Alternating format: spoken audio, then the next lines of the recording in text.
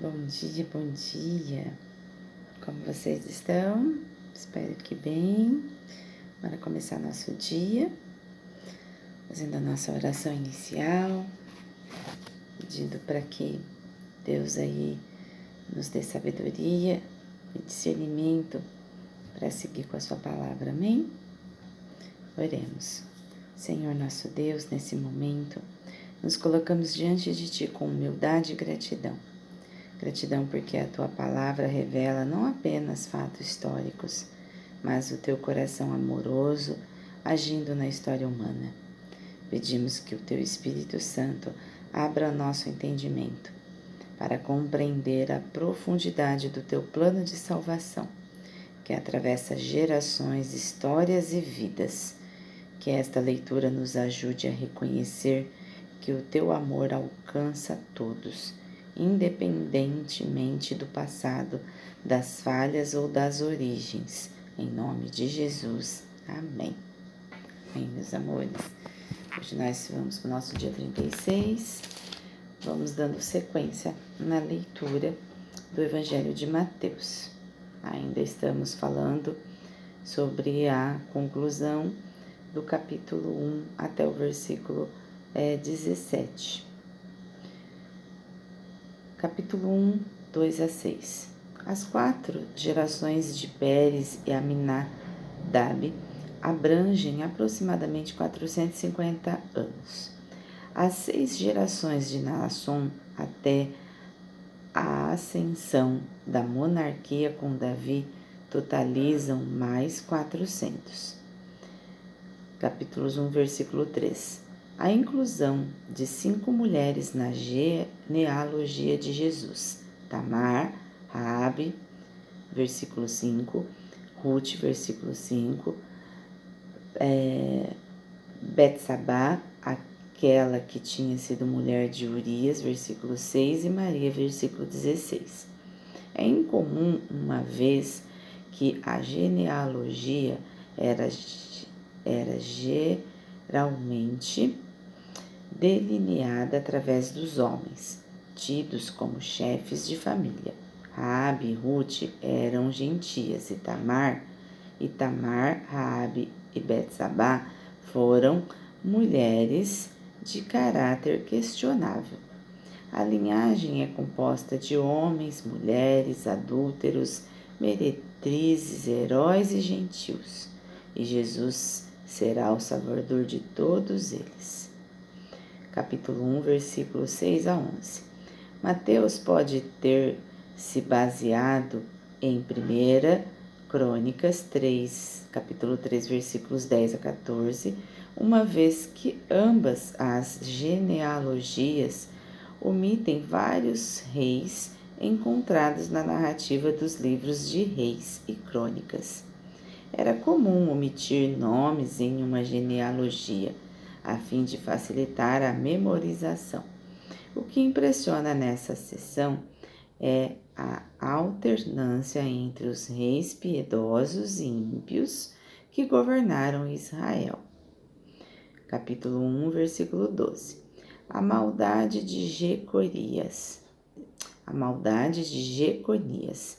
2 Reis 24, 8 a 9. Foi tão grande que sua linhagem foi amaldiçoada. Jeremias 22, 30.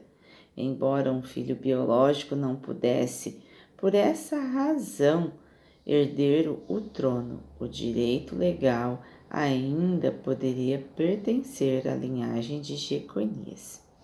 Capítulos 1, 12 a 13.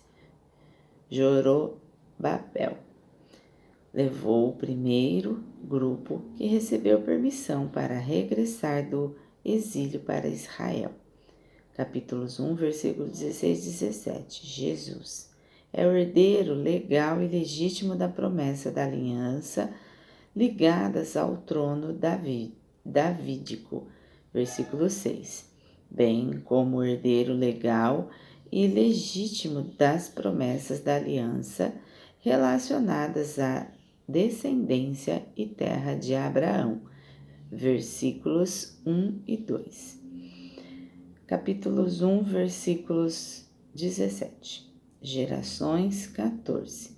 Mateus não quer dizer todas as gerações que vieram durante esses períodos, e sim todas as que ele inclui em sua lista, pois ele evidentemente ignorou algumas, tais como as 3 gerações entre Jeroão e Uzias, Azarias, no versículo 8. Compare também 1 Crônicas, capítulo 3, versículos 10 a 12. Compare nota de 1, 6, 11.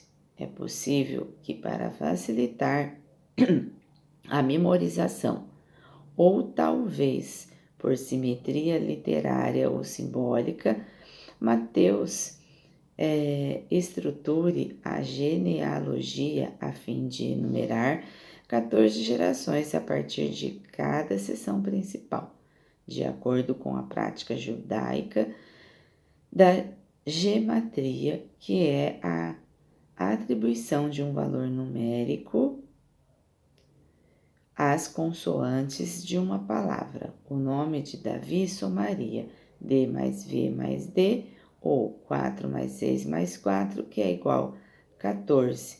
Davi é a 14ª nome da lista. É o 14º no nome da lista. E nós paramos por aqui hoje, meus amores.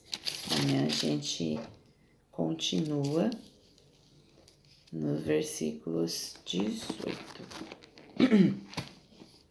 Analogia. A genealogia que revela o coração de Deus. Ao olharmos para a genealogia de Jesus, percebemos que ela não é apenas uma lista de nomes, mas um retrato vivo da graça de Deus atuando ao longo da história. Mateus nos mostra que essa linhagem atravessa séculos, com períodos longos, cheios de desafios, quedas e começos. Há reis piedosos e reis ímpios, momentos de fidelidades e momentos de profunda infidelidade. O que chama a atenção é a inclusão de mulheres e pessoas que, ao olhar aos olhos humanos, talvez não fossem consideradas exemplares. Tamar, Raabe, Ruth, Betsabá e Maria revelam que Deus não constrói sua história apenas com personagens perfeitos, mas com pessoas reais. A linhagem de Jesus inclui judeus e gentios, homens e mulheres, justos e pecadores, mostrando que a salvação nunca foi limitada a um grupo específico. Isso é muito forte. Então, Jesus, ele inclui todos. E ele mostra que a salvação nunca foi limitada a um grupo específico, sim para todos. Todos nós seremos salvos, independente do que nós somos. Amém?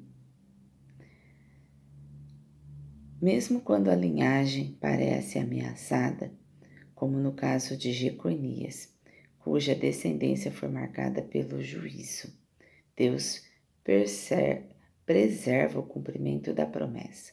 Jesus não herda o trono por linhagem biológica direta, mas por direito legal, mostrando que o plano de Deus nunca falha. A organização das gerações em grupos de 14 não é um detalhe aleatório.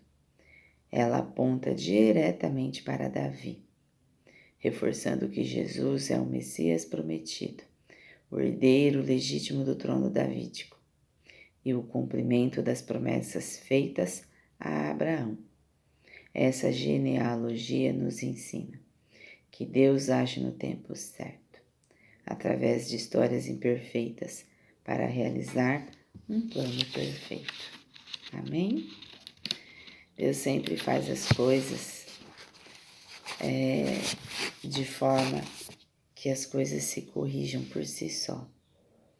Deus faz um convite a todos os seus filhos e cabe cada um de nós compreendermos o chamado e seguirmos o chamado, de acordo com o nosso desejo. Mas Ele fica ali, nos aguardando, a seguir o seu chamado e assim o seu propósito para com a nossa vida.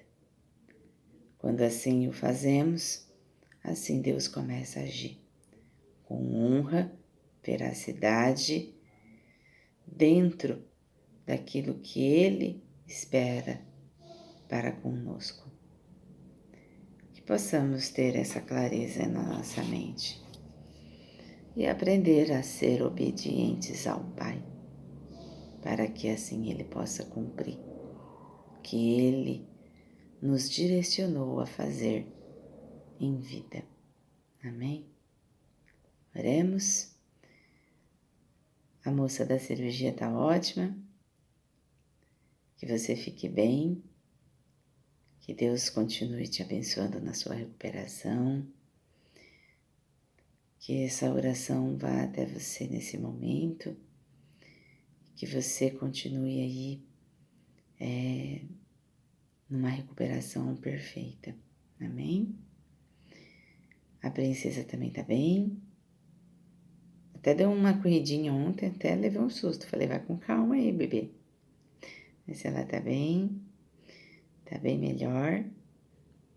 Gratidão ao nosso Deus por tudo isso, né?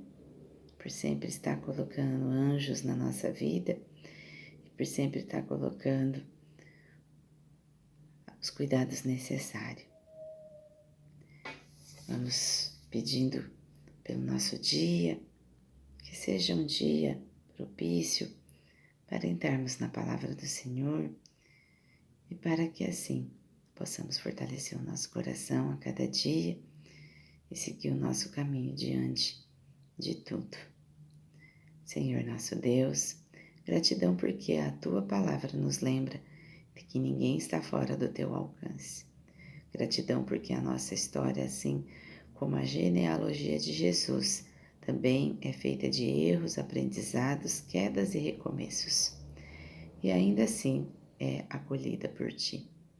Colocamos diante de Ti nossas vidas, nossas famílias e todas as pessoas que carregam marcas do passado. Que elas possam compreender que em Ti sempre há redenção, restauração e esperança. Intercedemos por nossos familiares, para que sejam alcançados pela Tua graça, pela Tua paz e pelo Teu amor transformador. Entregamos esse dia em Tuas mãos e seguimos confiantes no Deus que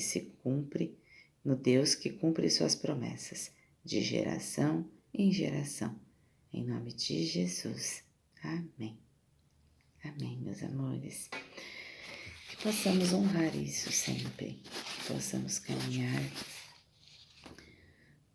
com Deus sempre no nosso coração, lembrando sempre dos feitos de Jesus, para que possamos assim auxiliar as pessoas que precisam. E o auxílio de várias formas. Quando nós não temos nada o que fazer, nós temos algo que é muito, que é orar. Orar pela nossa nação, pelo nosso planeta, pelas pessoas ao nosso lado, orar por nós mesmos, pelo nosso trabalho, pela nossa família. As escolhas, elas fazem a diferença. Quando eu escolho um caminho de amor, de luz, de veracidade, quando eu escolho um caminho de oração, a minha vida flui. Quando eu escolho um caminho denso, de energias preocupantes, esse caminho, ele fica parado. Que hoje, nessa quinta, tenhamos um dia de revelações. Amém? Até amanhã, meus amores. Jesus abençoe a todos vocês. Fiquem com Deus, hoje e sempre.